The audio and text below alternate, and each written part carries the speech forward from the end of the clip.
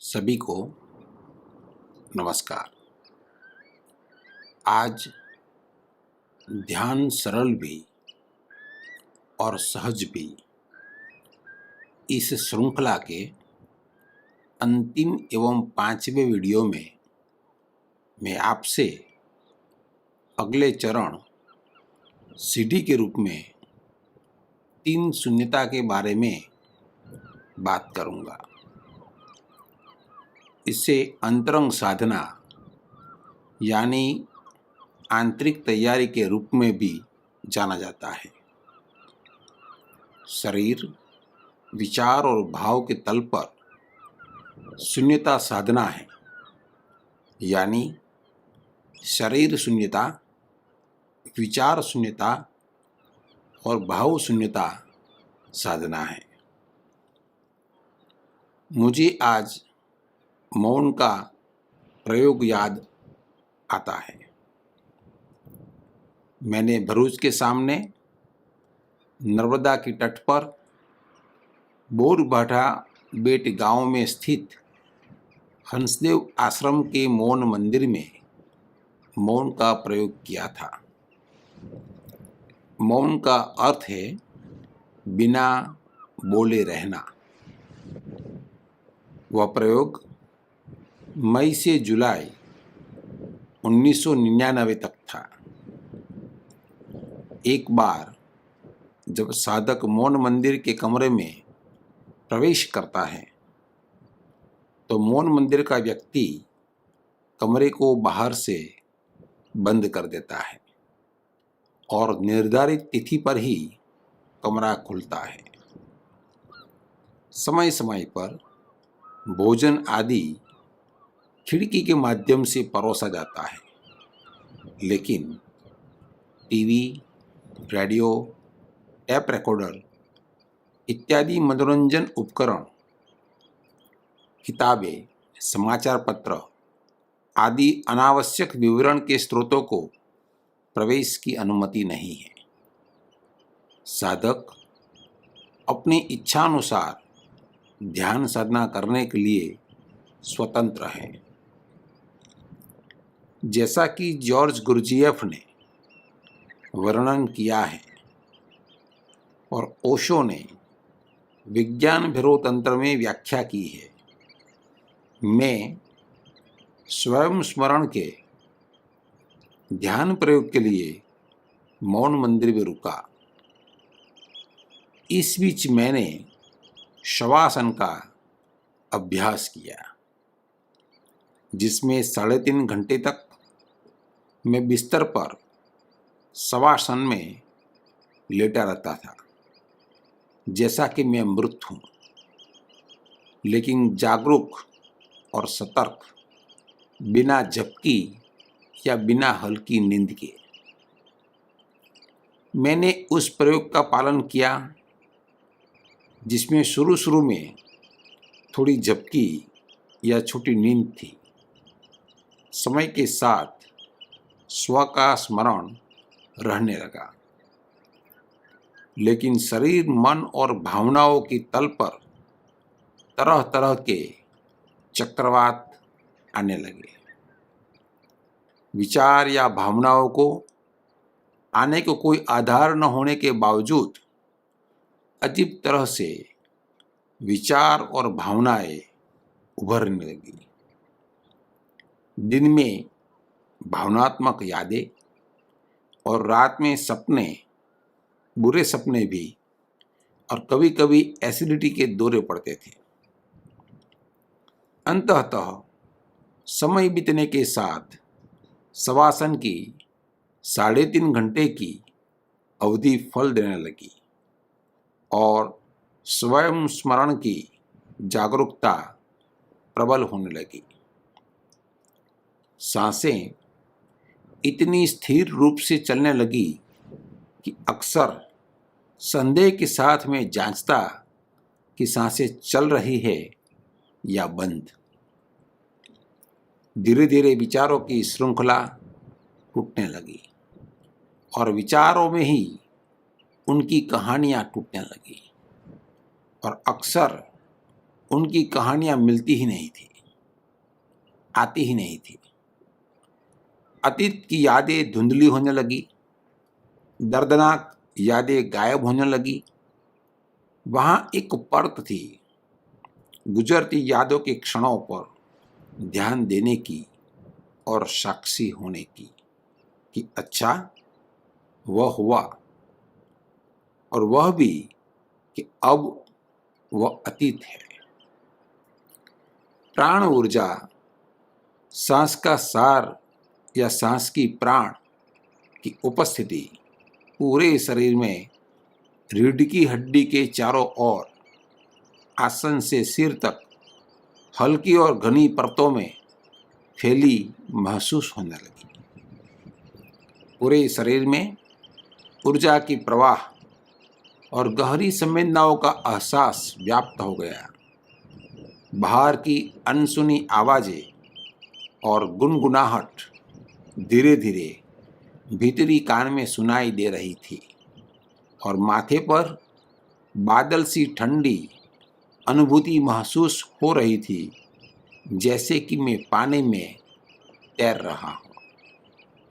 आंतरिक जागरूकता में धड़कता हुआ दिल लगातार सुना जाता था। ये सभी विविध एहसास आंतरिक इंद्रियों, कान की, आँखों की, स्पर्श की और तंत्रिकाओं के माध्यम से आती रहती थी। अक्सर कृतज्ञता की गहरी भावना और आभारी होने का भाव पैदा होता रहता था।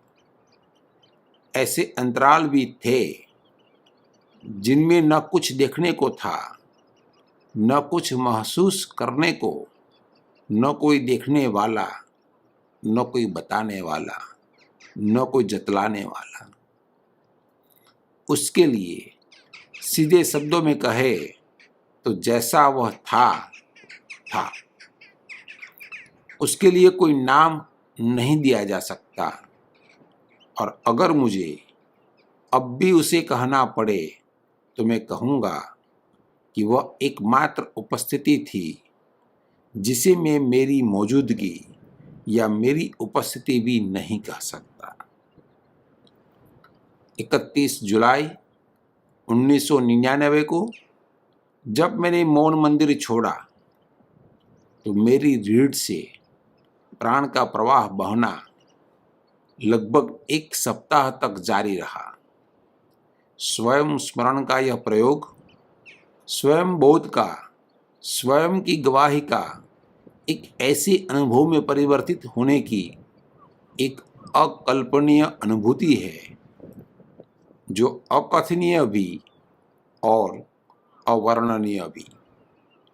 अतीत में हमने बहिरंग साधना यानी शरीर, मन और भाव के तल पर बाहरी तैयारी पर चर्चा की है। हमने प्रत्येक तल के लिए शुद्धि की बात की है, अर्थात शरीर की शुद्धि, विचार की शुद्धि और भाव की शुद्धि। अब आइए अंतरंग साधना यानी आंतरिक तैयारी पर चर्चा करें। हम शरीर, विचार और भाव के तल पर शून्यता को साधेंगे। दूसरे शब्दों में हम चर्चा करेंगे कि शरीर की शून्यता, विचारों की शून्यता और भाव की शून्यता के लिए कैसे साधना किया जाए। शरीर, विचार और भाव की शुद्धि साधक को स्वयं बोध, स्व के साक्षी, स्वयं के सार की ओर ले जाती है। अंतरंग साधना यानी आंतरिक तैयारी साधक को स्वयं बोध, स्व के साक्षी, स्वयं के सार, ईश्वर का एहसास कराती है। ये ध्यान साधना का केंद्र है, और इसमें जिस प्राप्ति की, उपलब्धि की आवश्यकता होती है उसे हम शून्यता कहते हैं। आइए शून्यता को संक्षेप में समझे कि शरीर, मन और भाव के तल पर शून्यता का क्या अर्थ है। आंतरिक तैयारी का पहला चरण शरीर शून्यता है। शरीर की शून्यता शरीर तादात्म्य का अभाव शरीर तादात्म्य की अनुपस्थिति है। यदि आप शरीर से भिन्न हो, वह एहसास आपके गहरे में बैठ जाए, आप शरीर तादात्म्य से रहित हो जाए, तब शरीर की शून्यता का एहसास होगा। अब हम कैसे समझें कि हम शरीर से भिन्न हैं? यह शरीर के सतर्क, सचेत, बोधपूर्ण अवलोकन के माध्यम से आएगा। यदि हम उठते समय, चलते समय, बैठते समय, सोते समय थोड़ा होशपूर्वक अपने शरीर का निरीक्षण करें, तो यह बोध उत्पन्न होता है कि हम शरीर से भिन्न हैं। सजग बोधपूर्ण निरीक्षण में यह देखा जाए कि शरीर अलग है और मैं अलग हूँ, मैं देखने वाला हूँ, मैं शरीर नहीं हूँ, तब यह अनुभव होता है। यदि हम शरीर की उसके सभी कार्यों में यह सचेतन स्मृति रखें कि शरीर अलग है और मैं अलग हूँ, मैं देखने वाला हूँ, मैं शरीर नहीं हूँ, तो शरीर शून्यता के लिए जागरूकता का प्रारंभिक चरण विकसित होता है। शरीर की सभी क्रियाओं के बारे में जैसे जैसे वह एहसास गहरा होगा, शरीर शून्यता का अनुभव गहरा होगा। संक्षेप में, शरीर की शून्यता शरीर के अवलोकन से आएगी और इसकी प्रक्रिया है आपके शरीर का अवलोकन, उचित अवलोकन, निरंतर अवलोकन, पल पल का अवलोकन, सचेत और बोधपूर्ण अवलोकन। यदि इस प्रक्रिया के माध्यम से 24 घंटे आपके शरीर का सावधानीपूर्वक निरीक्षण किया जाए, चाहे आप चले या बात करें, बैठे या सोए, शरीर जो कुछ भी करता है और आपकी जागरूकता में बैठे कि आप शरीर नहीं हैं, तो आप शरीर की शून्यता को महसूस कर सकते हैं। शरीर की शून्यता का यह अनुभव आनंददायक और विस्मयकारी है। आंतरिक साधना का दूसरा चरण विचार शून्यता है और विचार का वही अवलोकन विचार शून्यता की प्रक्रिया है। जैसा कि मैंने कहा, शरीर का बोधपूर्ण अवलोकन करने से शरीर शून्यता प्राप्त होती है, उसी प्रकार विचारों का बोधपूर्ण अवलोकन करने से आप विचार शून्यता की ओर आगे बढ़ सकते हैं। कुछ समय ले, शायद 10, 15 या 20 मिनट, सिर्फ यह देखने के लिए कि हमारे दिमाग में विचार की सभी धाराएं कैसे बह रही है। जैसे कि आप किसी नदी के किनारे बैठे हैं और नदी की बहती हुई धारा को देख रहे हैं।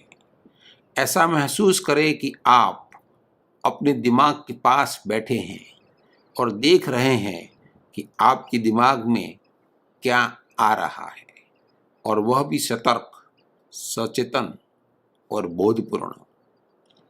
सचेत और बोधपूर्ण अवलोकन में यह देखा जाना, महसूस किया जाना आसान है कि विचार अलग है और मैं अलग हूँ, क्योंकि विचार को देखने वाले को पता चलता है कि जो विचार को देखता है वह विचार से भिन्न है।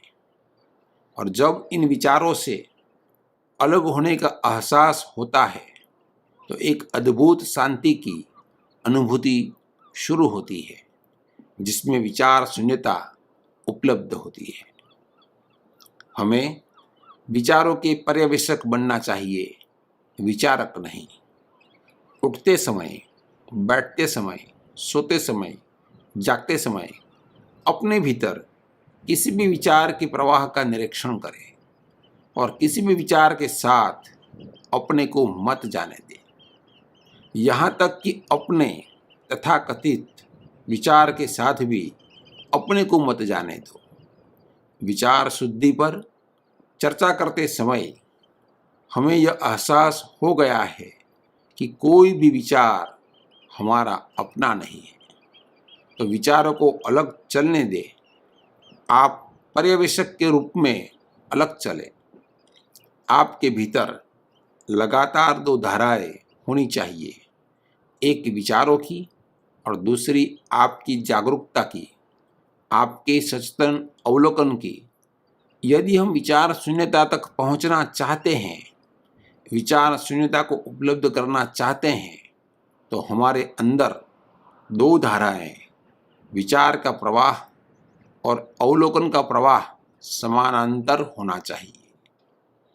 इसे हम दोनों ओर तीर वाली सम्यक दर्शन, सम्यक अवलोकन भी कह सकते हैं। इस दोनों ओर तीर वाली सचेत और बोधपूर्ण अवलोकन में विचार शून्यता आसानी से उपलब्ध होता है। और आंतरिक साधना का तीसरा चरण है भाव शून्यता, और फिर प्रक्रिया वही है, अवलोकन। विचारों के सचेतन अवलोकन से आप विचारों की शून्यता को प्राप्त करते हैं।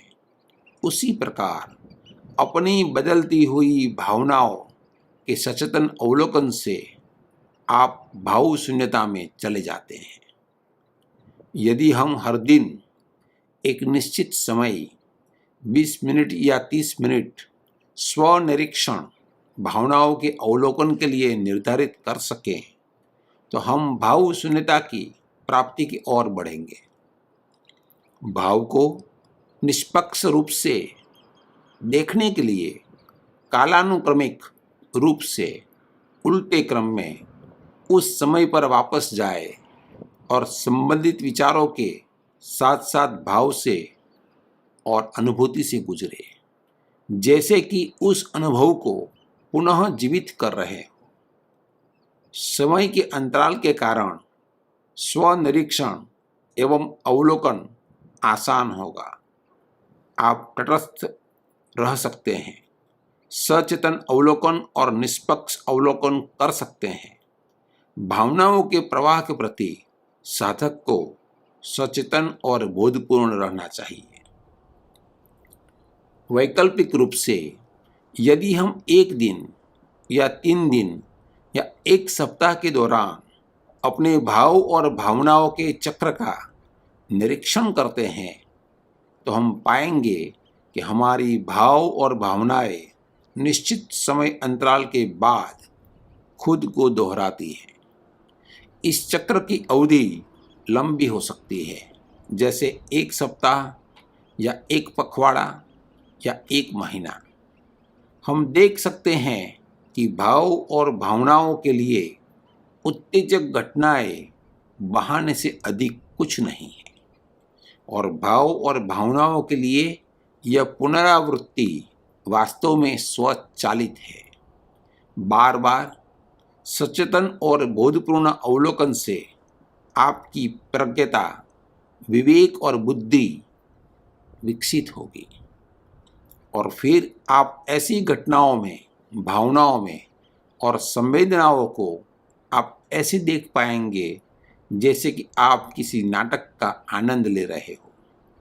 और असल में यह नाटक ही है, क्योंकि थोड़ी देर बाद आपको खुद ही बेकार लगेगा। एक बार जब आपका विवेक जागृत विकसित हो गया, तो आप इसे अब नाटक के रूप में अभी देखेंगे। और यह अनुभव, यह जानना इतना मुक्तिदायक है कि कोई भी चीज़ आपके भाव शरीर को तनाव या चिंता में नहीं ला सकता।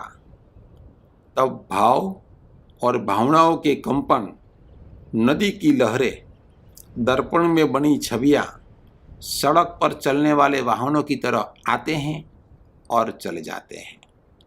आप केवल दर्शक बने रहते हैं। इस प्रकार आप भाव शून्यता में आगे बढ़ेंगे।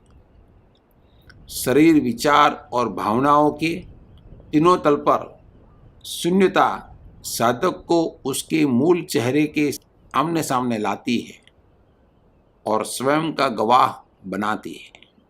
हमें अपने सार से अवगत कराती है और भगवत्ता के साथ एक कर देती है।